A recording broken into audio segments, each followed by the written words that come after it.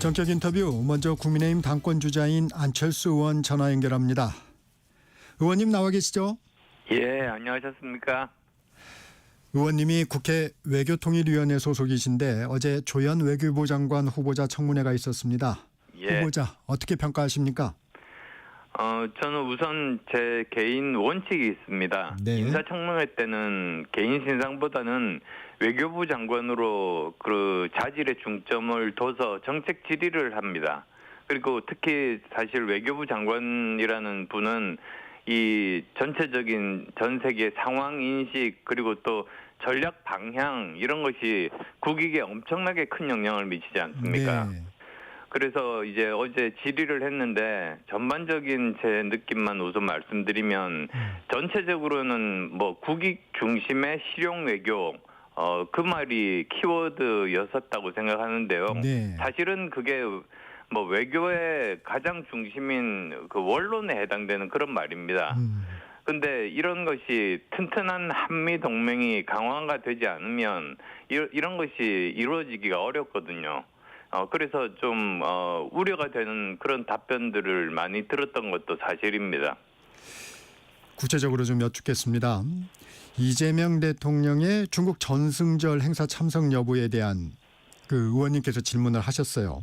예. 조현 외교부 장관 후보자는 한미 정상회담 전 참석 가능성은 없을 것 같다는 입장을 밝혔습니다. 예. 민주당 당권 주자인 박찬대 정청래 의원은 중국 전승절 행사에 대통령이 참석해야 한다고 주장하고 있습니다. 이 부분에 대한 의원님의 견해는 좀 어떻습니까? 제가 사실 제일 처음 전승전을 꺼낸 이유가 과연 이 민주당 그 지금 당권 주자들과 그리고 또 이 외교부 장관 후보가 전승절이 어떤 의미를 가지고 있는지를 정확하게 파악하고 있는지를 알기 위해서 질의를 했습니다. 네. 근데 전승절이라는 거는 아시다시피 중국이 그 대일 항쟁이라든지 또는 심지어는 6.25 때 미군과 싸워서 이긴 것까지 다 포함해서 그걸 축하하는 그런 그 행사인 거죠. 그래서 사실 저는 대한민국 대통령이 이 한국을 침략한 이것에 대해서 축하하는 그런 행사에 참여하는 것은 적절하지 못하다. 저는 그런 생각을 가지고 있었기 때문에 그 점들을 제대로 지적을 했고요. 네. 그랬더니 저 즉답을 피하는 걸로 봐서는 그리고 또 한미 정상회담 개최 전에는 참석하지 않을 거다. 이런 두 가지 질문을 제가 이제 받아냈는데 네.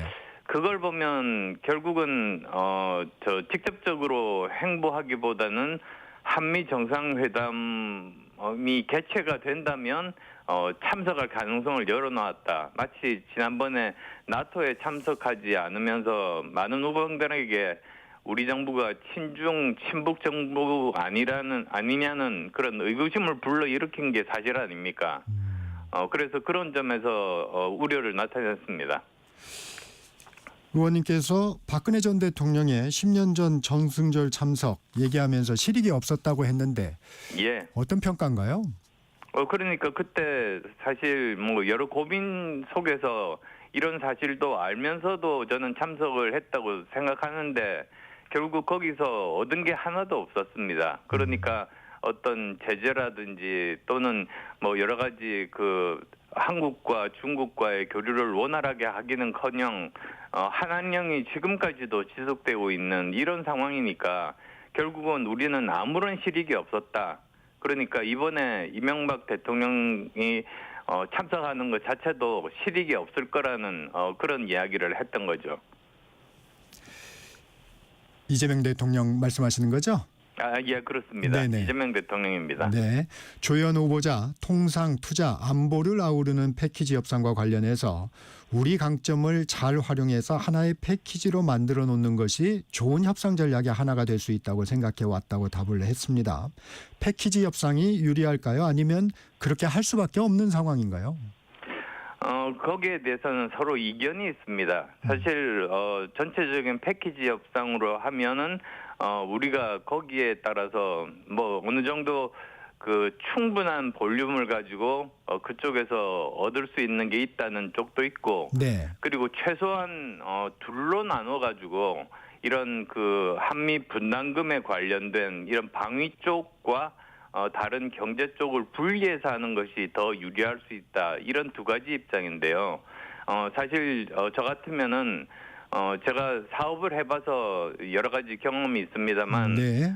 최소한 둘로 나누는 것이 좋다고 생각합니다. 하나로 이렇게 한 바구니에 알을 담지 말라는 말이 있듯이 그것 하나가 잘 되면야 좋지만 안 될 가능성도 생각해봐야 되지 않습니까? 그래서 둘로 나눠서 최소한 뭐 둘 중에 하나 또는 더 좋게는 둘 다 성공을 하게 되면 우리로서는 굉장히 성공인 것이고 아주 나쁜 경우라도 최소한 하나는 우리가 지킬 수 있도록 최선을 다할 수 있다 이런 생각을 하고 있습니다. 이 조현 후보자는 내달 1일 전까지 관세 협상 타결이 가능하다는 입장도 밝혔는데 협상 전망은 어떻게 하고 계세요?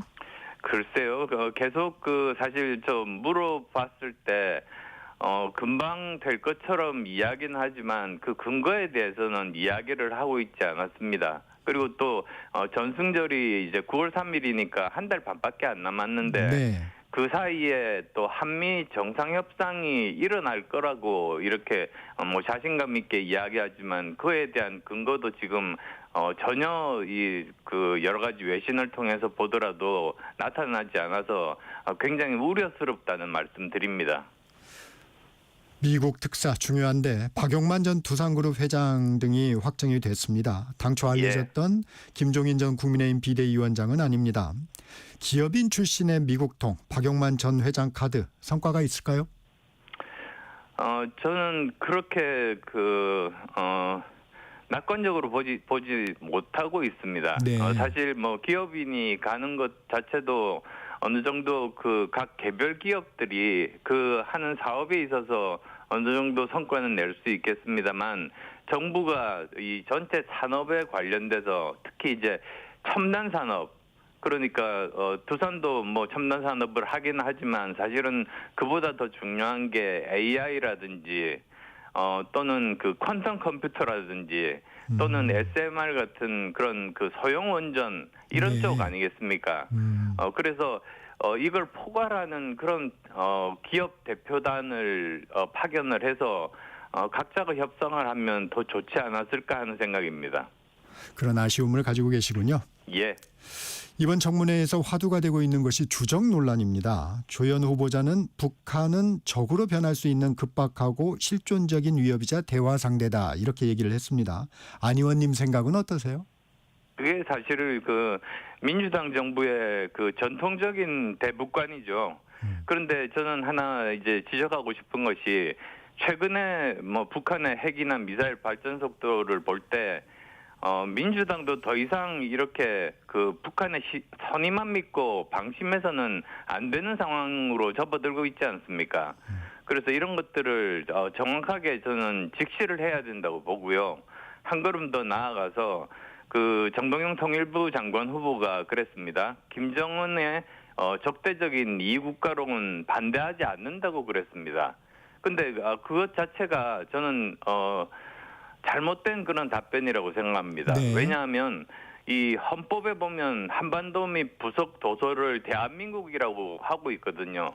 통일부가 있는 이유가 이렇게 이 국가가 아니라 사실은 하나의 국가이기 때문에 통일부가 하는 것이지 만약에 김정은이 주장하듯이 적대적인 이국가론 서로 다른 국가라고 한다면 그러면 통일부의 존재 이유가 없습니다. 외교부에서 하는 것이 맞죠. 그래서 그건 아주 잘못된 답변이라고 생각합니다. 네, 청문회 상황도 잠깐 점검해 보겠습니다. 사퇴 여론이 가장 강한 후보자가 강선우 여가부 장관 후보자와 이진수 교육부 장관 후보자입니다. 그렇죠. 이재명 대통령이 임명을 강행한다면 어떤 파장이 있을까요? 결국은 사실 지금 야당이 할 수 있는 일은 민심에 호소하는 겁니다. 네. 지금 뭐 국회에서 숫자로 막을 수도 없고 그리고 대통령 거부권도 없지 않습니까? 네. 그런데 지금 아시다시피 강선우, 이진숙 이 두 분은 굉장히 문제가 많습니다. 그리고 특히 저 같으면은 대학 교수를 오래 했었기 때문에 네. 대학교를 전체를 하는 그 교육부 수장이 이렇게 표절 논란에 휩싸이게 되면 누가 그 말을 듣겠습니까? 그래서 정말 민심이 좋지 않기 때문에 이 사람들은 정말 정리를 해야 된다. 초반에 뭐 정치적으로 밀리지 않으려고 하다가는 정말 큰 코 다칠 수 있다. 저는 정부가 성공하는 것이 국민의 행복에 그리고 또 국민의 번영에 도움이 되기 때문에 정부가 성공하기를 바라기 때문에 드리는 말씀입니다. 송원석 비대위원장, 인사검증 시스템 개선을 논의하자며 대통령에게 면담을 요구했는데 성사 가능성은 어떻게 보세요? 저는 그렇게 높다고 보지는 않습니다. 네. 오히려 저는 이번에 전당대회를 양당에서 8월달 정도에 치르니까 네. 8월달 정도에 당 대표가 뽑히게 되면 그때 여야정 협의체를 정례화해서 그때부터 협치에 대해서 정말 대통령께서 저 취임사에서 말씀하신 약속을 지킨다는 의미에서도 그런 것들을 정례화하면서 소수 야당의 의견도 받고, 소수 야당의 의견을 받는다는 말은 소수 야당이라고 할지라도 굉장히 많은 국민들이 이번 대선을 보더라도 41%의 국민들이 지지를 하고 있으니까 네. 우리나라 국민들의 절반 정도 아니겠습니까? 그분들의 의사를 반영을 해서 정책을 운영한다. 그런 태도를 취하시면 좋겠다 싶습니다. 전당대회 얘기도 하셨으니까 당내 상황 좀 살펴보겠습니다. 윤희숙 혁신위원장은 송원석 비대위원장을 포함해서 나경원, 윤상현, 장동혁 의원을 1차 인적쇄신 대상이라고 밝혔습니다. 예. 이 인물들에 대해 동의하십니까? 우선 제가 원칙부터 말씀드리면 네. 윤 위원장, 혁신위원장 의지는 저는 존중받을 수 있다. 존중받아야 한다. 그런 생각을 하고 있습니다. 네. 그런데 이 방법적인 문제에 대해서 이견도 많지만은 이 정말 당을 바꾸지 않으면 공멸하기 때문에 그렇습니다. 그래서 위기의식을 공감하는 것은 맞는데 이런 속도라든지 또는 하는 과정에서 사실은 미리 물밑에서 대화를 해서 그 안에 대해서 여러 우군을 확보한 다음에 사실 이런 것들을 시작을 해야지 원만하게 실행에 옮길 수 있는 법이거든요. 그런데 너무 이런 물밑 대화 없이 속도를 내면은 실패하기가 쉬워서 그 점이 좀 안타깝습니다. 일단 혁신위에서 회의를 거친 건 아닌 것 같더라고요. 윤희숙 예. 위원장이 정무적으로 판단해서 발표를 했는데 예. 이 인물들에 대해서는 동의하십니까? 위원들 인물에 대해서 말씀이시죠? 아니요. 나경원, 윤상현, 장동혁, 송원석이라는 인물들에 대해서 1차 인적쇄신에 대해서 거취를 표명해라 했던 부분에 그건 대해서. 이제 윤희숙 위원장이 처음에 이제 8대 사건에 연루된 사람들에 대해서 이야기를 했죠. 네. 그래서 왜 먼저 이 네 분에 대해서 이야기를 했냐 생각해 보면 그 중에서 한 카테고리를 이야기를 한 것이고 앞으로 2차, 3차 계속 지금 예고를 하고 있지 않습니까? 네. 결국은 그 범주에 있는 분들을 이제 하나씩 거명하면서 이것을 계속하지 않을까 이런 생각을 합니다. 이 동의 부분에서는 명확히 말씀을 안 주시는군요. 안 의원이 혁신위원장 사퇴 과정에서 얘기한 두 분은 빠졌습니다. 배경은 뭐라고 보세요? 그분들도 결국은 이제 2차, 3차 그 과정에서 나올 겁니다. 지금 당장 네 분에 대해서 이야기한 것은 바로 제가 친길계라고 했습니다만 네. 최근 그 행사에 보통 그전에는 권성동 의원이 당 지도부를 지휘하고 있을 때 그런 행사에 일부러 참여를 하지 않았습니다. 의원들은 갔지만 지도부는 참여를 하지 않았거든요. 네. 어느 정도 그런 규범이라고 할까요? 어떤 선은 지켰는데 이번에는 지도부가 참여했기 때문에 여기에 대해서 좀 강하게 비판을 했다 이렇게 생각합니다. 이 송원석 비대위원장은 혁신안은 비대위에서 확정하는 것이다. 이게 다소 불편한 심경을 좀 밝혔는데 혁신위는 안을 만들고 결정은 어차피 비대위에서 하게 될 텐데 혁신안 의원총회에서 논의될 예정입니다. 어떻게 전망하세요? 예, 우선 제가 혁신위를 맡았을 때 네네. 이야기부터 사실 돌아가는 게 낫겠습니다. 네. 그 사실 제가 지금까지 당대표를 4번 해봤습니다. 현역 의원 중에서 아마 가장 많이 했을 겁니다. 그래서 이 구조를 잘 알고 있는데요. 혁신위의 가장 큰 단점은 뭐냐면 안만 내고 네. 그것을 비대위 내지는 최고위에서 승인을 받아야지만이 실행에 옮길 수 있습니다. 네. 그래서 저는 혁신위에서 나름대로 안을 내고 나서 부결되면 안 되지 않습니까? 네. 그래서 혁신위 내정자 시절에 미리 비대위원장하고 상의를 해서 바로 저희가 발표되면 통과될 수 있도록 그 작업을 한 겁니다. 근데 그걸 이제 그 비대위원장이 반대를 해서 결국은 이렇게 되면 오히려 시작하게 되면 또 그만두기가 좀 힘드니까 오히려 빨리 그만두는 게 낫겠다고 그렇게 생각한 건데요. 혁신위에 권한을 주지 않은 거군요. 예, 그렇습니다. 그러면 혁신위가 소용이 없는 거죠. 네. 그래서 기왕에 그렇게 되었으면 차라리 혁신위보다는 오히려 전당대회를 앞당겨서 빨리 당대표를 뽑고 당대표는 그 안을 그 상부에서 승인받을 필요 없이 본인이 직접 할 수 있으니까 오히려 혁신 당대표를 뽑는 것이 낫다. 제 의견은 그랬습니다.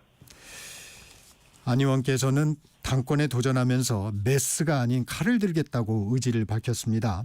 예. 당대표가 되시면 인적 쇄신 어떻게 추진하실 계획인가요? 제가 말씀드린 대로 그렇게 추진을 할 텐데요. 가장 중요하게는 저는 백서를 중요하게 생각합니다. 네. 그러니까 예전 총선 백서는 내부의 의원이 하다 보니까 개파 논쟁에 휩싸여 가지고 그냥 이것도 저것도 아니게 됐습니다. 그리고 또 어떤 분은 그러세요. 아니 대선 진 이유 우리 다 알고 있는데 그거 백서 만들어봤자 무슨 소용이 있느냐고 하는데 이 사람의 그 기억력이라는 것은 휘발성이 있기 때문에 금방 사라지거든요. 그래서 그것보다는 오히려 이미 정리된 안들이 좀 있습니다. 그래서 저는 한 2주 만에 이게 나올 수 있다고 보는데 네. 그게 나오면 거기에 따라서 어떤 사람들은 거기에서 어떤 잘못을 해서 사과 정도를 해야 되고 또 어떤 사람은 좀 심각해서 윤리위에 제소를 해서 윤리 판단을 받아야 된다. 이런 것들을 알 수가 있겠고요. 그래서 그 과정을 통해서 우리가 다시 같은 실수를 반복하지 말자. 그래서 다시 다음 대선에서는 같은 실수를 반복하지 말고 반드시 승리하자. 그 의지를 담은 것이라고 보면 되겠는데요. 이런 이 백서를 기반으로 해서 거기에 따라서 정식 절차를 거쳐서 당원 당규에 따라서 거기에 따라서 행동을 하게 되면 아마도 그렇게 큰 반발은 없을 수밖에 없다 이렇게 생각합니다. 백서를 기본으로 해서 쇄신 대상과 방법, 범위 이런 것들이 나올 것이다 이렇게 보시는 건가요? 예, 그렇습니다. 이 인적 쇄신의 방법 그것도 궁금합니다. 어제 윤희숙 혁신위원장은 예전에 총선 불출마 사례를 언급을 했는데 예. 이선 후퇴도 있을 테고 총선 불출마도 있을 테고 탈당도 있을 텐데 어떤 방법을 좀 구상하고 계세요? 그러니까 이게 그냥 예를 들면 당대표나 지도부에서 그냥 의논해서 정할 것이 아니라 엄연하게 당에는 윤리위원회라는 기구가 있지 않습니까? 네. 그래서 오히려 정권을 윤리위원회에 맡겨서 거기에 합당하게 처벌이 필요한 사람은 처벌하고 사과 정도로 그쳐도 되는 사람들은 국민들 앞에서 진심으로 사과하면서 다시 같은 일이 반복되면 더 중한 벌을 내릴 수는 있겠습니다만 어쨌든 그런 과정들을 거쳐야지만이 우리 당이 다시 새롭게 평가받고 새롭게 태어날 수 있다 이렇게 생각합니다. 탄핵 반대 선봉했었던 한국사 강사 전한길 씨가 국민의힘에 입당한 사실이 나타났습니다. 정점식 사무총장은 중앙당에서 입당을 거부할 수 있는 제도가 없다고 밝혔는데 이는 어떻게 해야 된다고 보십니까? 네, 그러니까 아니 지금까지 사례를 보면 입당을 거절한 그런 사례 있습니다. 그건 아마도 사무총장께서 보통 일반적인 대상들에 대해서 네. 이야기를 하신 것인데요. 네. 근데 그럼에도 불구하고 누구나 모바일로 해서 아무 제재도 받지 않고 그냥 이렇게 입당할 수 있는 것도 사실입니다. 네. 그래서 오히려 저는 입당은 쉽게 하되 그걸 한 단계 정도의 그 검증 절차를 중간에 둬가지고 기본적으로 검증 절차를 거쳐서 그 임시 당원과 그리고 검증 절차를 거친 정식 당원으로 이렇게 구분을 한다면 네. 다시 이런 좀 혼란스러운 상황은 없어지지 않을까 이렇게 생각합니다. 일단 전한길 강사의 처리는 어떻게 해야 된다고 보세요? 저는 제가 지금 말씀드린 대로 중간 과정을 이제 거쳐가지고 다시 한 번 더 심사를 해야 된다 이렇게 생각을 하고 있고 더 솔직하게 말씀드리면 전한길 강사가 이렇게 우리 당의 당원으로 들어오는 것은 부적절하다 이렇게 말씀드립니다. 당대표 후보로 거론되는 김문수 전 장관, 한동훈 전 대표 전당대회에 나올 것으로 보세요? 사실 개인적으로도 물어봤습니다만 네. 아직도 마음을 결정하지는 못한 것으로 그렇게 들었습니다. 의원님이 홀로서기 못하는 줄서기 본능, 이 계파 갈등에 대해서 좀 이런 얘기도 했는데 이걸 좀 끊어낼 묘책이 있을까요? 끊어낼 묘책이라고 하면 사실 국회의원이라는 게 국회법에도 명시되어 있듯이 개인적인 그런 헌법기관 아니겠습니까? 네. 아마도 제가 혼자서 의사당에 앉아서 제 소신대로 투표하는 모습 보셨을 네. 겁니다. 그게 사실은 저뿐만 아니라 모든 의원들이 할 수 있는 해야만 되는 의무이거든요. 네. 근데 그게 어느 사이에 이제 정리해 같이 주시고요. 이렇게 몰려다니면서 네. 개인적인 의견 그리고 개인적인 헌법기관이라는 것을 망각한 것은 아닌가 싶은데 네. 여기까지 들어야 될 것 같습니다. 예, 알겠습니다. 지금까지 국민의힘 당권주자 안철수 의원이었습니다. 고맙습니다. 네, 감사합니다.